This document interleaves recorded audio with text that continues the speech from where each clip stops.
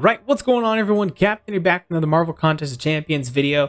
Today we are finishing up our little mini series going over all of the different classes. There will still be one more part of this, I guess I shouldn't say finishing this series, because we will be going over who is worthy of a generic gem. But today is the last one for the class-based breakdowns, finishing it off with the Mystic class. So again, the disclaimer, get that out there. This is my list. I making this list based off of my own opinion, my experiences in the game, and based off of other people's videos and gameplay that I've seen them post on the channel. And apparently River's trying to give her input as well. Don't know if you guys can hear her, but she's on one right now. This is becoming an every video type of thing. So the Mystic class for me, this was one of the probably the most interesting one to come up with, because if you really think about it, in terms of 6 stars you can get right now as a Mystic, there's really only 2 that come to mind that really absolutely benefit. Not even that, like one of them that really benefits from it, another one that's just good to use it on, and then a couple other ones that just kind of like, yeah, they're good, but they don't really need it. So it was a weird class. And then it's also, you have the factor as well with the Mystic class where some of the best options for awakening gems of the 5 stars are not available as a 6 star. So that's where that kicks us off with the honorable mention, where I'm going to say Magic and Scarlet Witch Classic, if they ever become a 6 star character, they are both top 5 easily, like very arguably, like top 1 and 2 could be them both. But they are only available as a 5 star, so they will not be on this list for obvious reasons, because we're talking about 6 star awakening gems. Also, I forgot to mention, I am posting this on Thanksgiving. Happy Thanksgiving to everyone out there in America. You're celebrating Thanksgiving. I am recording this the night before, so I'm not recording this on Thanksgiving Day. And I will be posting the generic awakening gem video later today as well. So look forward to that. And then Friday we'll have the big one. The Cyber Weekend deals will be here, so look forward to seeing those. What we're gonna get, most likely we'll be spending some money on that day. So moving on with the honorable mentions, the other part of this is the Mystic class also has a bunch of other good characters that just aren't that attainable right now, being Dr. Voodoo and Ghost Rider. Both are available as 6 stars, but they've only been seen in like a featured Cav crystal, like a very special kind of one. So they're super rare, and like Hyperion, I can't put them on this list because not a lot of people have them. Whereas if you have them and you have a Mystic Awakening gem, then yeah, I think they're probably worthy of an awakening gem. That's Dr. Voodoo and Ghost Rider, classic Ghost Rider. I think they both would be in my top 5 as well. But again, they're just too exclusive to just throw in the top 5. Trying to make the top 5 characters that are attainable for people, whether it's they're in the basic pool now or they're in the featured crystal, and we know eventually they will move into the basic pool. So as of now, there haven't been a release date of anything for Dr. Voodoo and Ghost Rider. So whenever they pop up in a Cav crystal, if you get lucky, congrats. Same thing with Hyperion, basically. So they are also not going to be on the list. And then the last one that also kind of has an asterisk next to her name is Scarlet Witch, or Sigil Witch, as some people have named her. And that's because there's a paywall behind her. You have to spend money in order to get her. So I didn't want to put someone in the top 5 that, you know, people have to spend money for. This is, you know, not everyone out there. This list is kind of geared toward free to play in a sense, because the whole point of this is it's a rare item. You want to use these rare items on champs you know are going to be worth it. So if you can't get a character because you don't spend money, then, you know, it's not even worth putting in the top 5. But there is the argument for those that do spend to use the awakening gem. If you don't want to wait the whole time to pull her a second time, if you just want to spend money until you get enough of the what are they called, the coins or whatever they are, to get her, and then not pay for the sigil anymore, then I could see using an awakening gem on her. But for me, I'm just going to wait it out. It's like 10 bucks every month to keep having the sigil. Eventually I'll be able to awaken mine. So Scarlet Witch Sigil, another great champion. Gets a lot of fun things with her awaken ability, but yeah, I'm not going to put her in my top 5, even though I think she's a fantastic character. I have her at rank 5.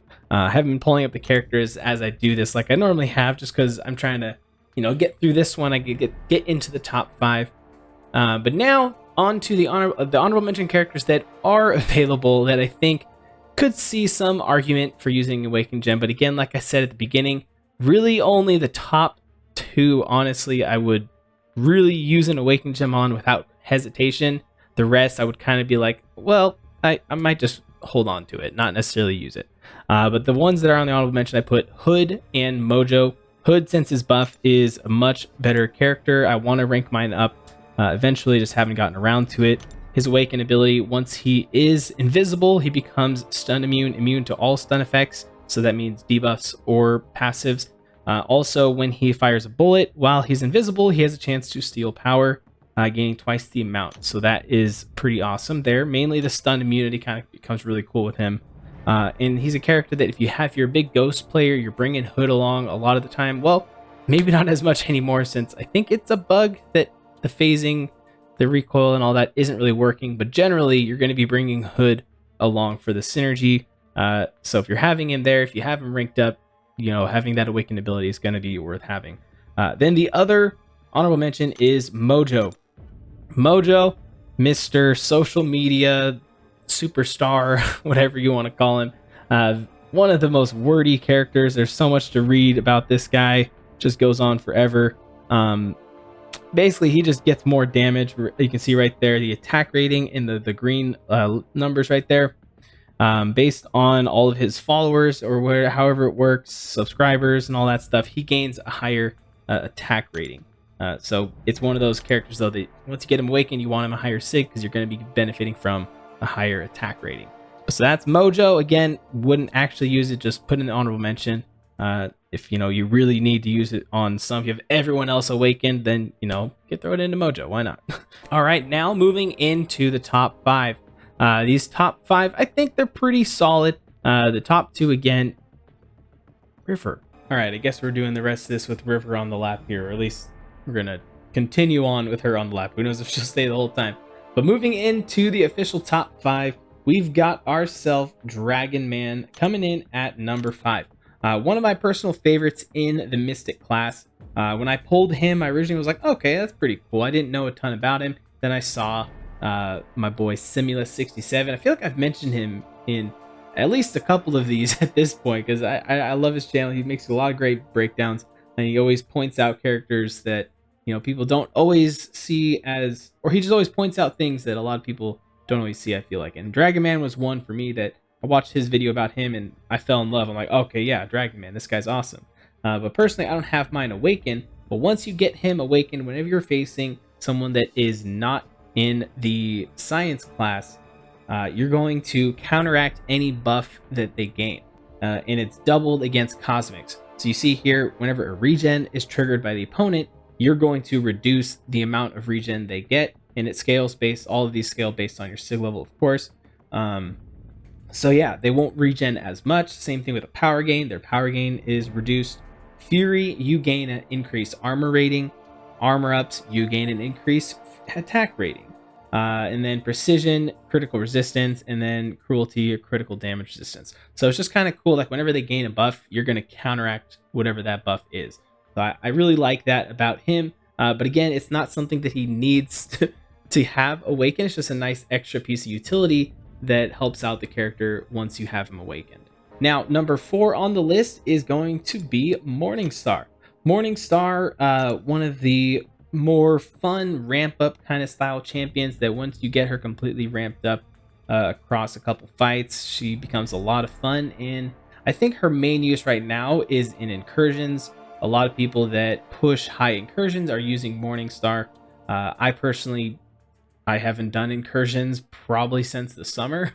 So it's been a very long time. Incursions just for me has never been something that I've really focused on. I just kind of do it here and there, mainly if like someone in my alliance is like, hey, if someone want to run this, I'm like, all right, yeah, I can do it for a little bit. But for whatever reason, I don't know. I haven't really cared for incursions. I know I'm missing out on some gold and some shards and everything, but it is what it is. But Morningstar, the reason her awaken ability is nice is because the way her souls work, you want to get those souls maxed out to 5. This just helps. So the beginning, the first fight you do, you instantly start out with 1 soul. So that's nice. You get a head start there. And then also, whenever she has this other ability, it's kind of similar to Dragon Man, where it's based on when the opponent gains a buff, but instead of counteracting the buff, she just gets a copy of the same buff, and it's only if it's Fury regen or power gain. It's a reduced amount of it, but it also reduces the potency of their buff that they have. So it just makes it so you don't have to worry about those buffs as much, but then you also get to benefit from them when they gain them. You will also gain them. So it's pretty cool with Morningstar. Definitely the awaken ability is nice to have for her, but again, not 100% necessary, whereas like it's just hard to really justify using Awakening Gem on here. But you know, I figured this series is listed as a top 5, so I had to at least put someone else in the top 5. So that's where Morningstar is at number 4. So moving on to number 3 on the list, we've got a character that I've had at rank 2. He was one of the first 6-star characters I'm pretty sure that I got on my account, at least like one of the first 10. And I was really excited at the time. You know, I'd never had him as a 5-star, I mean, and that is Symbiote Supreme.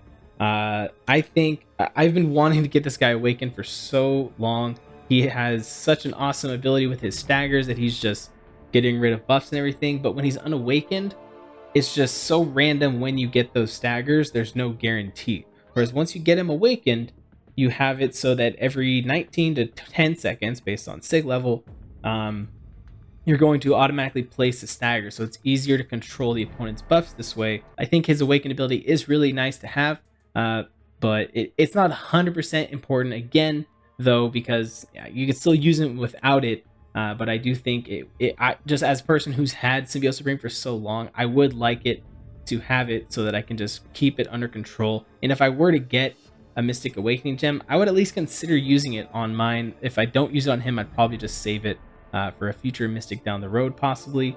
Like I said, if Magic or Scarlet Witch get added as a 6-star. But yeah, the staggers, being able to get those up all the time is a lot nicer to have. All right, we've reached the top 2. And for the top 2, we have a character that only recently is even an option on this list. And he went from being bottom of the class to nearly the king of the class. And that is going to be none other than Diablo.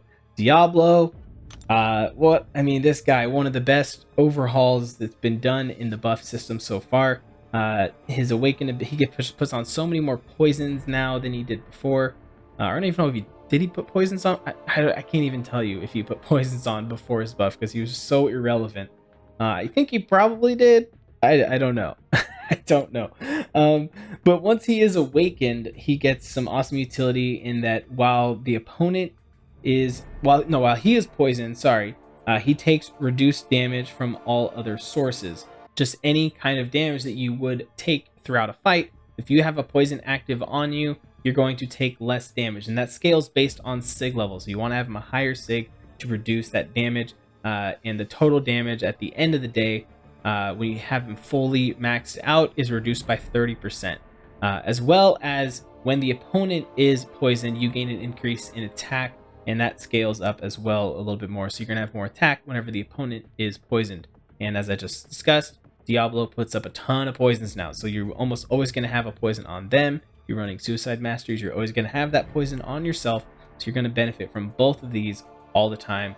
Definitely worth a Mystic Gem, in my opinion.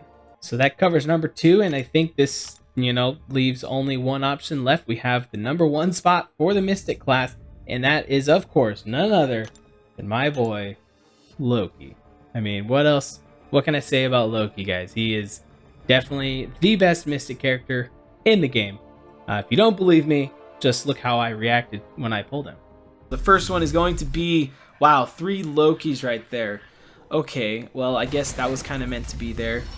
So that, not off to the best start. Second to last crystal is going to land on a... No! Are you joking me? Oh my gosh! Final crystal. I don't even want to say it, but I have a feeling I know what's going to happen. Final one is going to be... No, God! No, God, please, no! No! No! No! Oh my god. Definitely looks like someone who is excited to pull him, right? Am I right? No, of course, I'm just joking, guys. The number one character to use an Awakening Gem on, in my opinion, for the Mystic class is Doctor Doom. Of course, the best Mystic in the entire game by quite a large margin. And a lot of people might argue that he doesn't need the Awaken ability, which is true. He doesn't really gain a ton from it, but he does gain enough that I think it makes it worthy of using on him. Plus, you're going to be getting that prestige. He is the number 2 prestige champion in the entire game. Well, at rank 4, rank 3, he's still number 3, I think, behind Sunspot. But his Awaken ability, you can see here, when Doom nullifies a power gain, he receives one himself, granting 20% his max power over 3 seconds. So it's kind of a nice thing where you're facing any kind of cosmic champion. A lot of cosmics tend to have power gain. If you're nullifying their power gain, then you will also then gain a power gain. Or if there's a certain node that they're getting power gain throughout the fight, you're going to steal that. And the reason I say it's important is because there's a thing with the 5, between the 5 and the 6 stars. With the 5-star champion, with the 5-star Doctor Doom, you get him maxed out at rank 5. Your power gain works a little bit different than it does with the 6-star at rank 2 or rank 3. Your power gain actually, your combat power rate is slightly impacted based on your rank. It's very minimal, not a lot of things, not most of the time it's unnoticeable, but I think it really kind of got brought to everyone's attention when Doctor Doom was released into the game. Standard Doom cycle, after you use a special 3, you go medium, medium, light, light, light, medium, medium, special 1, you steal all the power, you get to a special 2, then you block, do a land a reparry, full combo, end with a heavy attack, you have a special 3. If you're not familiar with the Doom cycle, there's lots of videos out there, go check it out. But that's a quick summary of how it works. Then you're back to a special 2, a special 3, use another, you get your second Fury up, and then you're doing big damage.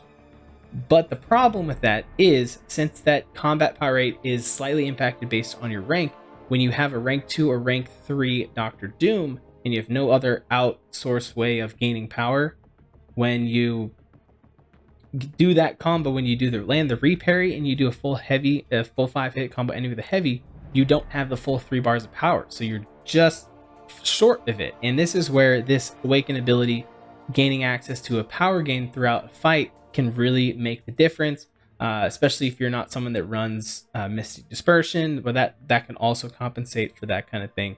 But in my opinion, I think it really helps because you have power gain. You're just gaining more power throughout the fight. It helps you kind of keep things under control in the fight because you know you're going to have that extra power. You don't have to worry about, oh, I'm not going to have enough to get to that special 3. Again, though, I mean, you could make an argument that Diablo is more worthy of a Mystic Gem, though, I feel like, than Doctor Doom, because he actually really benefits from it. And it's just kind of a minor nitpick. You don't have to go the full Doom cycle if you don't want to. A lot of times you don't need to do that, but it is just nice to know you can have that in your back pocket. And then the other second part of his Awakened ability, though, is also pretty nice too. Whenever the opponent isn't already shocked, whenever Doctor Doom nullifies a buff, he will then inflict them with a shock. And then if you don't know with Doctor Doom, when they have a shock up, you use a heavy attack. If you're near them, it will stun the opponent. So when you have him awaken and at max sig, it's 100%. So you have that guaranteed chance to get the shock on. It allows you to get a lot more openings to land a heavy, stun the opponent, and kind of get control of fights. There's many times where, you know, stuff goes out of control, and then all of a sudden you see that shock on the opponent. You're like, okay, if I can just get close, I can stun them and take control back of this fight, get to my special 1, steal some power. Maybe they had a little too much. So having that part of the Awakened ability as well, to where they're almost always going to have a shock on, especially if it's a character that has a lot of buffs. It's really easy to keep shocks on the opponent. So that's my reasoning for putting Doctor Doom at number 1. And then, as I said, we've got Diablo at number 2, Symbiote Supreme number 3, Morningstar at number 4, Dragon Man at number 5. So that's my list, guys, for the Mystic class. That's going to finish off this video. Hopefully we get some more Mystics in the game soon, or like I said, just get those other characters added as a 6-star that are only 5 stars, because the Mystic class, you know, I feel like they could use some love. We've got one more video to talk about, and that is going to be the generic Awakening Gems. So I'm going to go ahead and make that list, work on that video here shortly, but that's going to do it for this one, guys. Thank you for watching, and I'll catch you next time.